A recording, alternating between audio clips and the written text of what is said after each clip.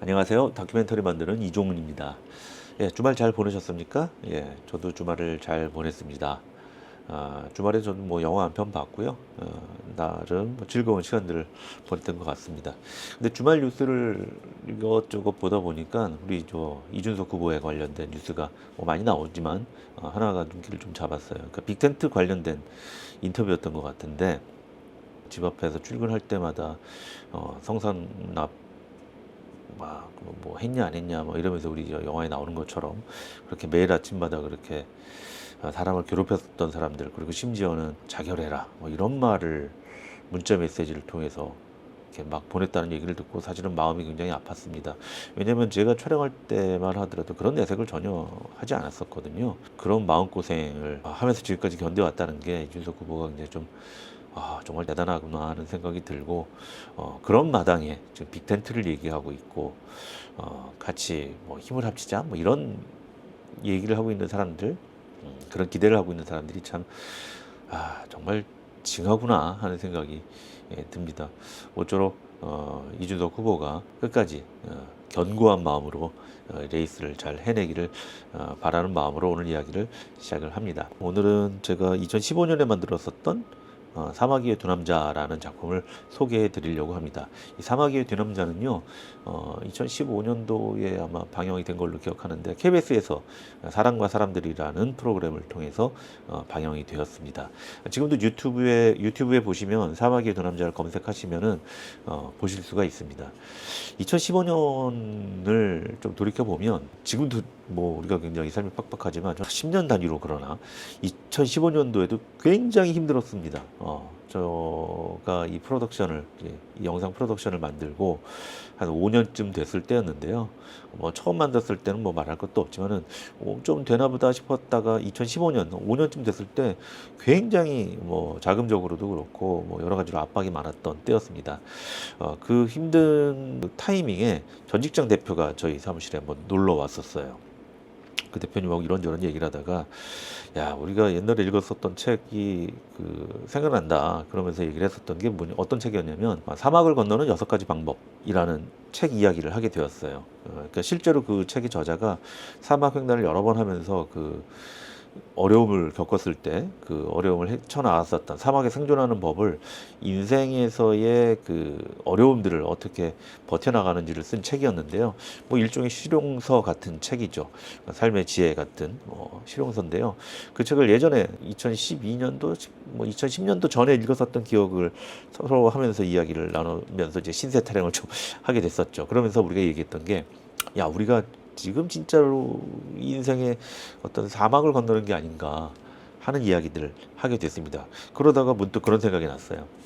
그러면 우리가 진짜로 인생의 사막을 한번, 진짜 사막을 한번 가보는 게 어떻겠느냐. 쫄딱 망한 50대하고, 그분이 이제 회사가 완전히 망했었거든요. 그래서 그런 이제 아픔을 겪었던 경험이 있었던 분이었고, 저는 이제 그때 40대 중반이었는데 이 일이 너무 안 되니까 쫄딱 망해가는 40대 중반하고 같이 한번 사막을 횡단하는 다큐멘터리를 찍어보는 게 어떻겠느냐 하는 얘기가 서로 나오게 됐죠.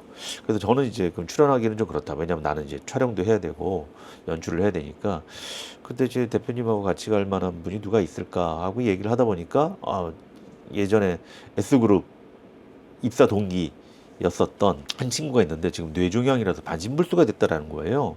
그래서 그분과 같이 가면 어떻겠느냐. 그래서 컨셉은 20대 청년 때 대기업에 취업을 했었던 두 청년이, 승승장구하던 두 청년이 중년이 되고 나서, 한 사람은 사업에 실패를 했고 또 한 사람은 건강을 완전히 잃어서 반신불수가 된 두 사람이 인생의 사막을 건너는 마음으로 진짜 사막을 건너는 그런 다큐멘터리를 만들어 보는 건 어떻겠느냐.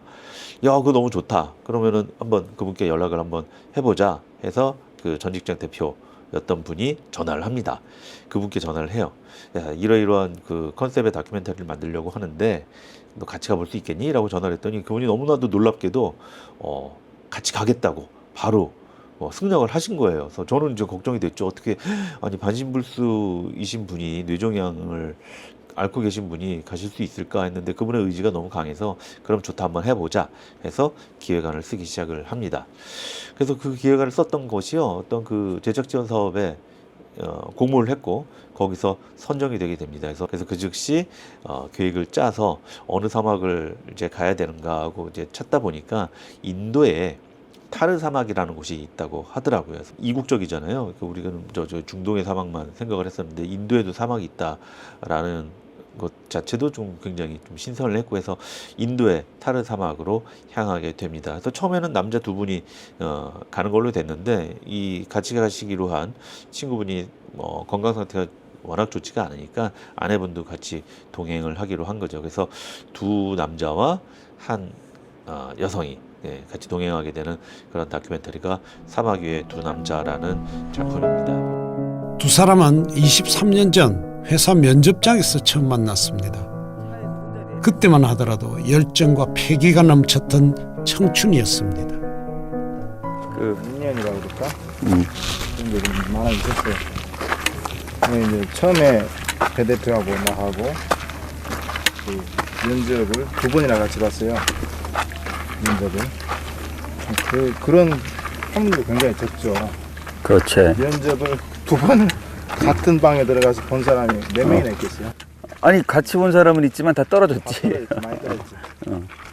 우리만 붙었지 우리만. 사실은 사는 게 예측 불가능해서 재밌는 것 같아. 예측한 대로만 되면 뭐가 재밌겠어.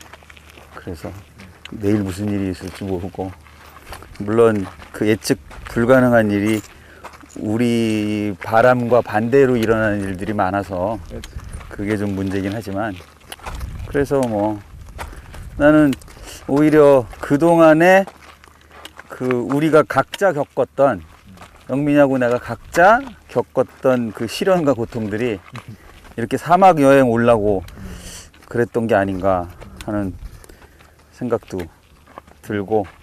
해외에서, 그것도 사막에서, 그것도 굉장히 몸이 불편하신 분을 모시고 가는 다큐멘터리였기 때문에 굉장히 긴장이 많이 되었었죠. 그리고 우리는 갔다 온 다음에 어떤 변화가 있을까라는 생각들도 하게 된 다큐멘터리였는데요. 결론적으로 말하게 되면은 저의 인생을 바꿔놓은 다큐멘터리라고 할 수 있죠. 저희는 그 사막에도 길이 있다라는 것들을 그때 처음 알았어요. 그러니까 낙타의 도움을 좀 받고 그리고 또 걷기도 하면서 갔었던 그런 다큐멘터리였는데, 사막에서 하루는 길을 잃어버렸습니다. 인터뷰를 하고 일어났는데 우리를 안내해주던 낙타몰이꾼이 사라진 거예요. 그 낙타몰이꾼이 사라지고 주변을 둘러봤는데 정말 허허 벌판에 아무것도 보이지 않습니다. 뭐 어디 이정표 삼을 만한 곳이 없는 거예요. 거기서 이제 방향 감각조차 상실을 하게 된 거였죠.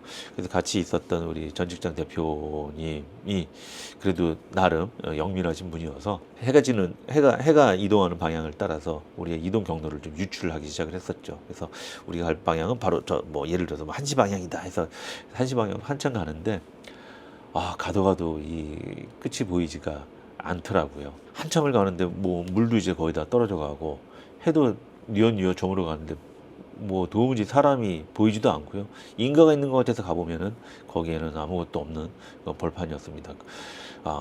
굉장히 두려워지기 시작을 했었죠.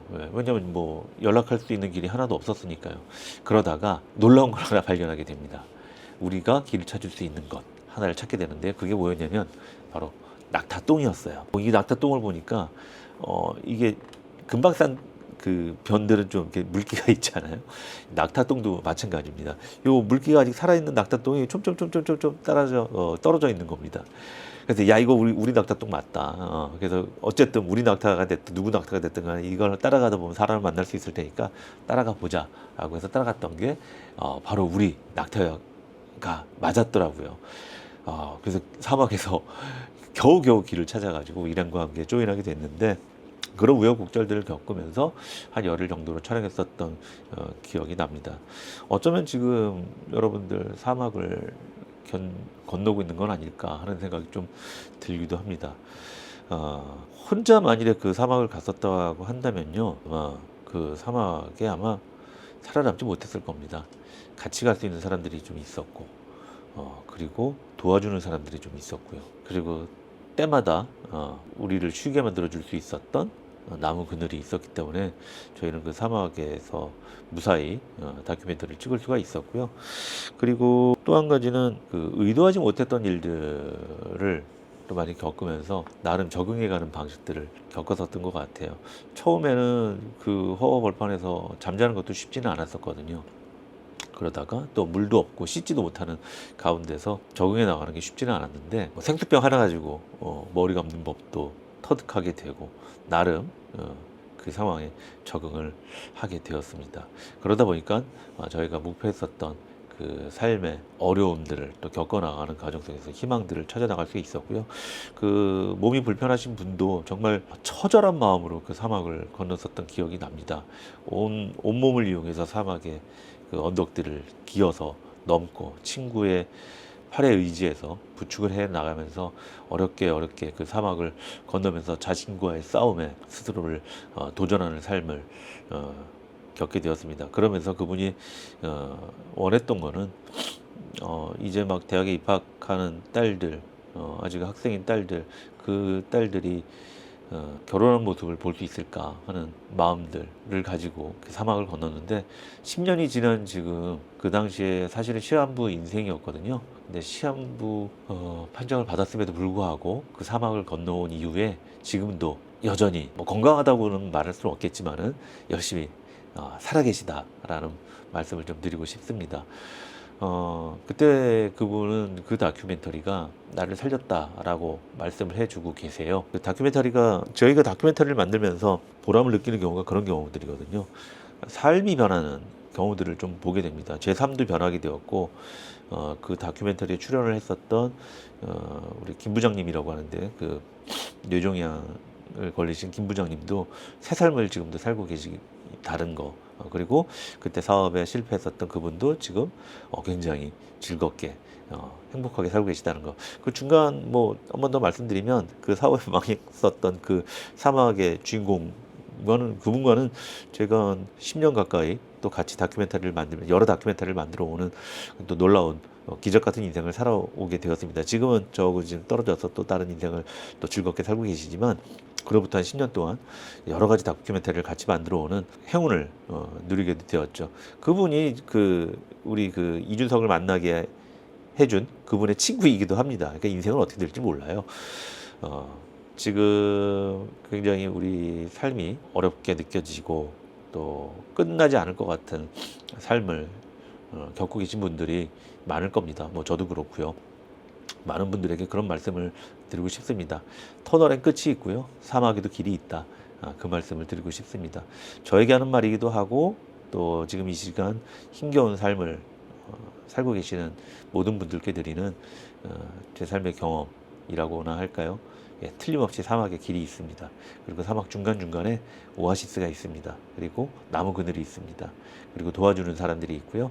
그리고 하찮은 낙타똥이 우리의 길을 알려주는 이정표가 되기도 합니다. 우리 모두 힘내고요. 희망을 잃지 않고 이 시기를 지나갔으면 좋겠습니다. 지금 이 시간에도 애쓰고 분투하고 있을 우리 이준석 후보에게도 응원의 메시지를 전합니다. 자, 파이팅 하겠습니다. 자, 파이팅!